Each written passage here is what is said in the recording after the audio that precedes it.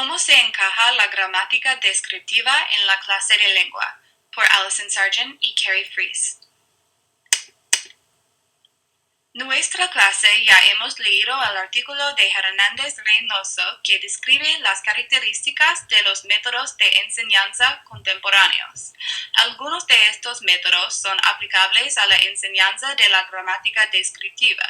Específicamente, se puede utilizar el método gramática-traducción y el método audiolingual para enseñar la gramática.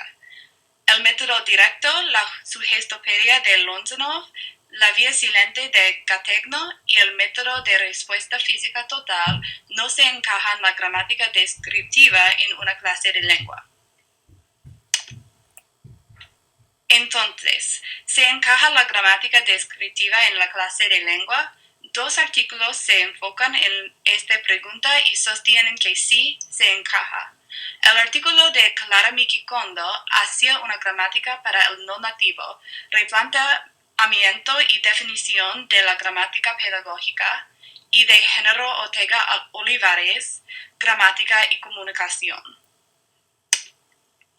Los dos autores sostienen que se encaja la gramática descriptiva en la clase de lengua porque la meta de una clase de lengua es competencia comunicativa y la gramática es una parte inherente de esta. Entonces, vale la pena definir tanto la gramática como la comunicación para demostrar este argumento. ¿En qué pensamos cuando hablamos de la gramática? Los dos autores ofrecen unas descripciones. Gramática descriptiva, cómo está construida la lengua, gramática pedagógica, qué hace con la lengua, y la competencia que hace una referencia al conocimiento intuitivo, lo que tienen un hablante nativo.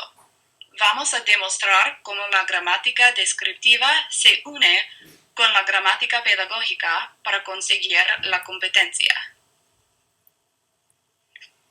Y si la meta de una clase de lengua es competencia comunicativa, ¿qué exactamente es la comunicación? Según Olivares, la teoría de comunicación dice que hay tres partes del proceso comunicativo: el emisor, quien envía el mensaje, la información que el emisor da al receptor, y el receptor, quien recibe el mensaje. El mensaje consiste en el léxico y los componentes gramaticales que se envían al receptor. Aquí es un ejemplo de dos mensajes. Los dos describen los sujetos nulos, un concepto de gramática descriptiva. Con el uso de vocabulario distinto, es evidente que el primer ejemplo está dirigido a un profesor de lingüística. El segundo es más sencillo y está dirigido a un estudiante, por ejemplo, no nativo de un lenguaje. Entonces, vemos que la forma en la que el mensaje está construido por el emisor depende del receptor, así como el ejemplo anterior donde había dos receptores distintos, un experto y un estudiante. El emisor emplea una estrategia para formar un mensaje para conseguir tal objetivo. Antes de construir un mensaje, el emisor piensa en su objeto o meta y lo que quiere conseguir con la comunicación. Tiene en cuenta algunas consideraciones: quién es el destinatario del mensaje, el contexto y el tono y el tipo de oración. Vamos a ver un ejemplo. Aquí la chica está en casa de una amiga y tiene frío. Quiere comunicar esto a su amiga. ¿Cuáles son algunas consideraciones para construir el mensaje a la amiga? La chica forma un mensaje claro y corto de tono humilde. Hace un poco frío, ¿no? Su amiga, el receptor, recibe el mensaje y lo procesa. Por los elementos gramaticales que escogió el emisor, el mensaje está recibido de manera positiva. El emisor marca el mensaje declarativo como pregunta. Piense en los signos de interrogación. Y el receptor determina que su amiga tiene un problema y quiere ayudar. Mi amiga tiene frío. Me gustaría ayudarla. Y responde con, sí, hace bien frío, pero el calentador está descompuesto. Pero puedo traerte una manta. Hay una solución al problema y el emisor recibe lo que quiere.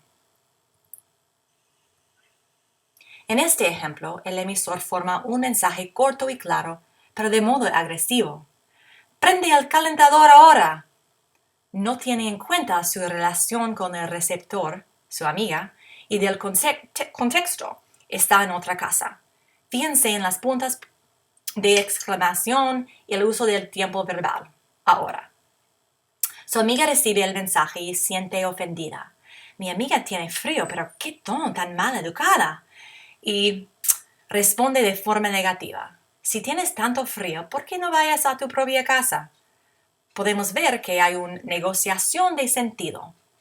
Cada persona percibe el mensaje, construido por elementos lingüísticos, dirigido a ella y intenta resolverlo. Esto es, según los autores, comunicación auténtica.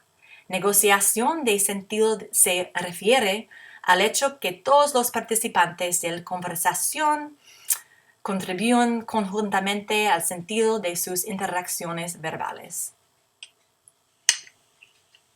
Entonces, vemos que la gramática descriptiva es una parte inherente de la comunicación. Hemos visto, por ejemplo, el rol importante del emisor, el mensaje y el receptor, el contexto y el uso del léxico como los verbos temporales y signos de interrogación para formar los mensajes. El emisor escoge elementos lingüísticos, ejemplo, verbos temporales y signos de interrogación, para formar un mensaje lo más adecuado para conseguir algo. Ejemplo, calcificación de los receptores. El fenómeno de comunicación lingüística ofrece un modelo de comunicación que depende de la teoría lingüística.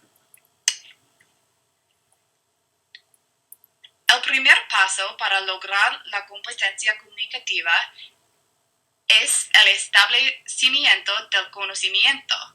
Hay dos tipos de conocimiento. Conocimiento explícito es conocimiento consciente y declarativo. El alumno conoce la regla, pero no se traduce en utilización espontánea. Por ejemplo, muchos estudiantes ya han aprendido el subjuntivo, pero no lo usan en conversaciones.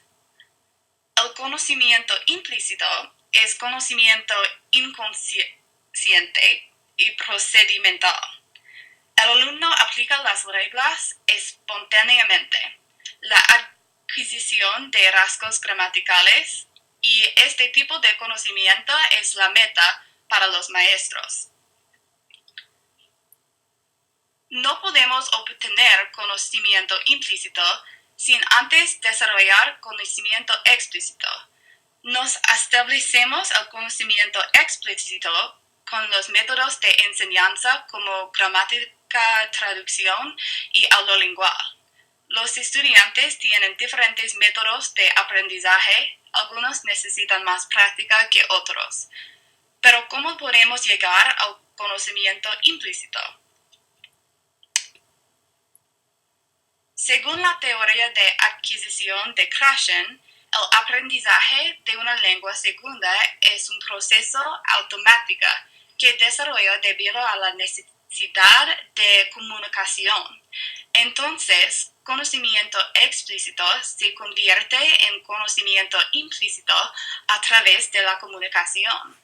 La mejor manera en que un maestro puede fomentar conocimiento implícito es mediante el fomento de comunicación de los estudiantes. Los dos autores esencialmente dicen lo mismo, que la comunicación auténtica, que consiste de una negociación de sentido, lleva al conocimiento implícito y por ende la competencia comunicativa. Recuerden que la negociación de sentido se refiere al hecho que todos los participantes de la conversación contribuyen conjuntamente al sentido de sus interacciones verbales. consideran que las interacciones y conversaciones son las conductas comunicativas más adecuadas. Ya hemos hablado sobre la teoría de comunicación. Podemos considerarla cuando pensamos en la conversación en la clase de lengua. Muchas veces en la aula, el maestro se convierte en el emisor. Es importante que los maestros recopilen tanta información sobre sus estudiantes que sea posible para que formen un mensaje apropiado. Las consideraciones para el maestro incluyen, por ejemplo, el nivel de lengua, la edad y el estilo de aprendizaje de los estudiantes. Además, un maestro debe usar un tono que anime al alumno a responder, lo cual estimula una conversación. Aquí son dos ejemplos de conversaciones buenas para una clase de lengua para no nativos. Las dos conversaciones consisten de la negociación de sentido. La primera entre un profesor y estudiante y el segundo entre dos estudiantes. La presencia de negociación de sentido significa que estas son conversaciones auténticas, el tipo que lleva al conocimiento implícito. Este tipo de conversación espontánea se facilita el uso de estrategias del aprendizaje que promotan la adquisición de la gramática.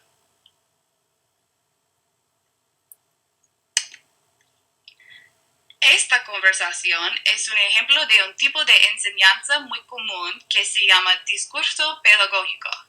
En este tipo de discurso, los participantes son asignados papeles muy rígidos. El profesor da la información lingüística y el estudiante es el archivo de esta información. El estudiante aprende en cómo hacer el ejercicio, pero no aprende cómo comunicar. No hay una negociación de sentido porque el maestro forma la información sola y hay solamente una respuesta correcta. Entonces, discurso pedagógico no lleva al conocimiento implícito, sino conocimiento explícito. En conclusión, los dos autores sostienen que la meta de una clase de lengua es la competencia comunicativa. La gramática descriptiva es una parte inherente de la comunicación.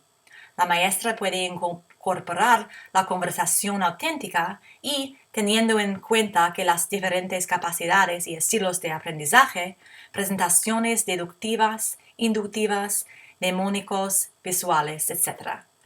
Sin embargo, la instrucción formal puede tener un rol importante también. Hay algunas reglas de gramática que no se puede aprender por la conversación.